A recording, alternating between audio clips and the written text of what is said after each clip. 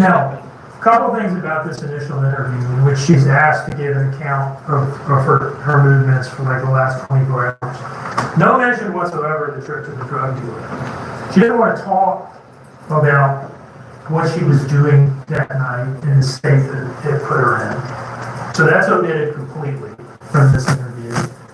And now she's put a name to the friend who gave her the origin.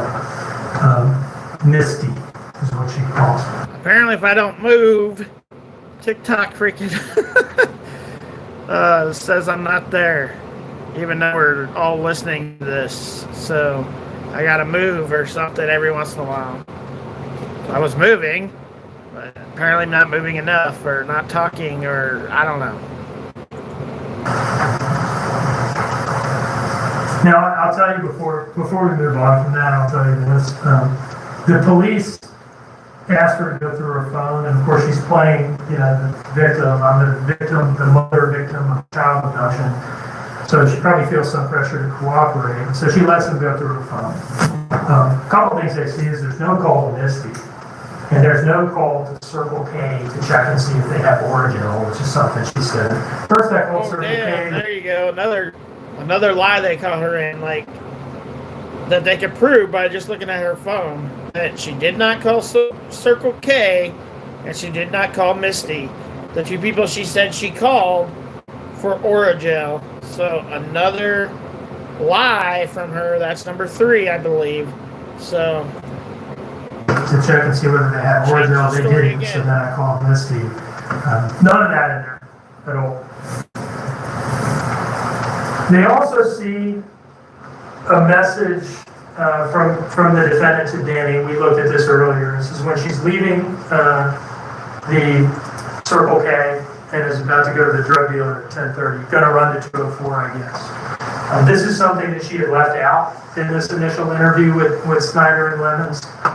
So they interview her again, and this time it's in the interview room.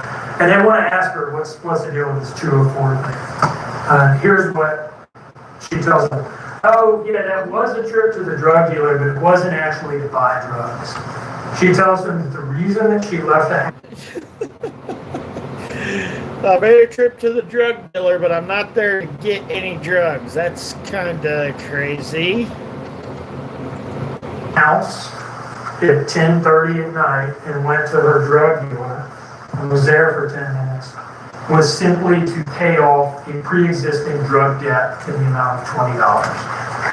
Now, the evidence will show that story is just absurd on its face. But in addition to that, the cash app was for $80, not $20. And she'll later admit that this story wasn't true. That's like 4 now. 4 lies they've caught her in. So she said she went there to pay the drug dealer $20, but she actually sent them $80. It's a lot. There's a big difference there. That's lie number 4. But here she is launching it. Or 5.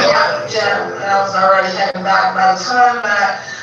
So at 10:40, you checked in that you were turning on 204 to meet, right? Yeah, like I'm turning on 204 now, like I'm about to meet him. That's what I was trying to tell him. And at that point, you didn't get anything. No, I just paid him $20. I gave him $20 and I left. It was the first couple days ago.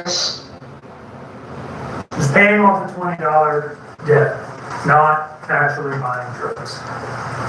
Because after all, she tells them, other than marijuana, I don't use drugs. Well, another lie. You didn't get a person for it. I spent $20. And even though I didn't get a person, like $35. Last time I asked him.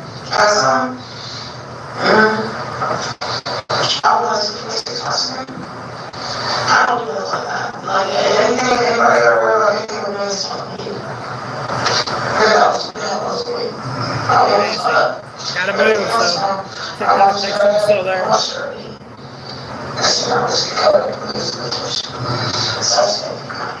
Anything that's not homegrown or thought of the community side, I don't home run, I don't think those stuff or anything like that.